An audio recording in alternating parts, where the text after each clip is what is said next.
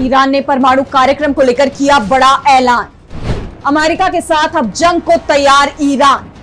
Trump ने भी दे दी Iran पर हमले की धमकी। F-35 का काल ईरान ने कर दिया तैनात। ईरान के परमाणु कार्यक्रम को लेकर एक बार फिर से बवाल मचना शुरू हो गया है। एक तरफ ईरान ने साफ कर दिया है कि वो ना तो पश्चिमी देशों के दबाव में झुकेगा और ना ही अमेरिका की धमकी से डरेगा। अगर इजरायल सामने आता है तो उससे मुकाबला करने को भी ईरान तैयार है। वैसे भी इजरायल अमेरिका की बिना मंजूरी के जंग लड़ने की हालत में भी नहीं है और यही कारण है कि अब ईरान को परमाणु बम बनाने से रोकने के लिए खुद डोनाल्ड ट्रंप आगे आए हैं। उन्होंने खामेनेई को धमकी दी है कि अगर जरूरत पड़ेगी तो जंग होगी। तो ईरान ने भी अमेरिका को जवाब दे दिया कि अगर अमेरिका जंग चाहता है तो फिर जंग ही होगी। ईरान अमेरिका की धमकियों के आगे झुकेगा नहीं। ईरान और अमेरिका के बीच शुरू हुए इस विवाद को लेकर अब यह भी कहा जा रहा है कि जल्दी ही पश्चिम एशिया में एक और जंग की शुरुआत हो सकती है और इस बार यह शुरू भी इजरायल और ईरान के बीच ही होगी। बाद में इजरायल को बचाने के लिए अमेरिका की एंट्री होगी।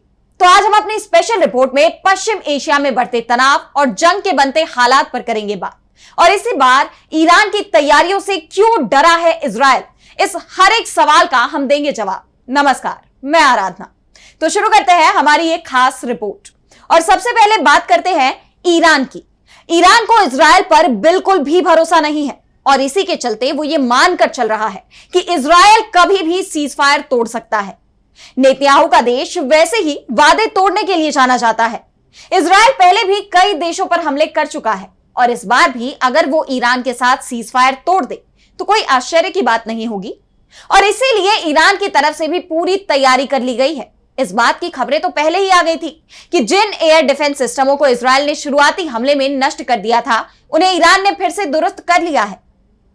इसके अलावा खबर यह भी आ रही है कि चीन से उसने नए एयर डिफेंस सिस्टम खरीदे हैं। उनकी डिलीवरी भी चीन ने कर दी है और ईरान ने उन्हें तैनात भी कर दिया है। और अब जो सबसे बड़ी खबर सामने आ रही है वो ये है कि ईरान जो मिसाइल और ड्रोन निर्माण के मामले में तो पहले से ही आत्मनिर्भर था, अब उसने अपना खुद का एयर डिफेंस सिस्टम भी तैयार कर लिया है और इसे तैनात भी कर दिया गया है। ईरान की तरफ से तैयार किए गए एयर डिफेंस सिस्टम का नाम है बावर 373। ईरान का दावा है कि यह एयर डिफेंस सिस्टम रूस के S-400 और अमेरिका के पैट्रियट सिस्टम से काफी ज्यादा मजबूत है। ईरान ने इसे 2016 में बनाया था। तमाम परीक्षाओं के बाद इसे 2024 में दुनिया के सामने लाया गया था। इजरायल जंग से पहले ईरान ने रूस का एयर डिफेंस सिस्टम S-300 को तैनात कर रखा था। जंग में S-300 बहुत ज्यादा कारगर साबित नहीं हुआ। इसे लेकर रूस के राष्ट्रपति व्लादिमीर पुतिन ने एक बड़ा बयान देते हुए कहा था कि अगर ईरान S-400 खरीदता तो उसे फायदा होता। हमने उसे इसकी सलाह भी दी थी लेकिन ईरान की सरकार ने इसमें दिलचस्पी नहीं दिखाई। पुतिन का कहना था कि S-400 से ही ईरान के एयर डिफेंस सिस्टम को बचाया जा सकता था और जंग के बाद जब ईरान ने रूस से S-400 एयर डिफेंस सिस्टम मांगा तो रूस ने यह कहते हुए इनकार कर दिया कि यूक्रेन के साथ चल रही जंग के चलते वो इसकी बैटरियां तेजी से तैयार नहीं कर पा रहा है। यहां तक कि भारत जिसने पहले से ही इसका ऑर्डर दे रखा है उसकी आपूर्ति भी डिले हो रही है। ऐसे में S-400 जैसा सिस्टम अब ईरान के हाथ में लग गया है। जंग खत्म होने के बाद ईरान ने अपना बावर 373 तैनात करने का फैसला किया है।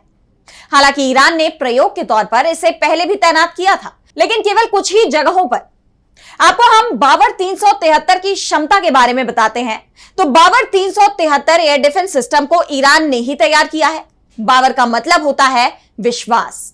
इसमें तैनात मिसाइलें हवा से हवा में मार करने में सक्षम है। ये 300 किलोमीटर तक मार करने में भी सक्षम है। इजरायल से जंग के दौरान ईरान ने दावा किया कि उसने बावर 373 का इस्तेमाल कर इजरायल का F-35 मार गिराया लेकिन F-35 विमान ईरान की सीमा के बाहर जाकर गिरा जिस कारण से उसके पास इसका कोई भी सबूत नहीं है। ऐसे में बावर 373 को तैनात कर अब ईरान ने अमेरिका और इजरायल दोनों को ही चेतावनी दे दी है कि अगर उस पर हमला हुआ तो तीखा पलटवार मिलेगा।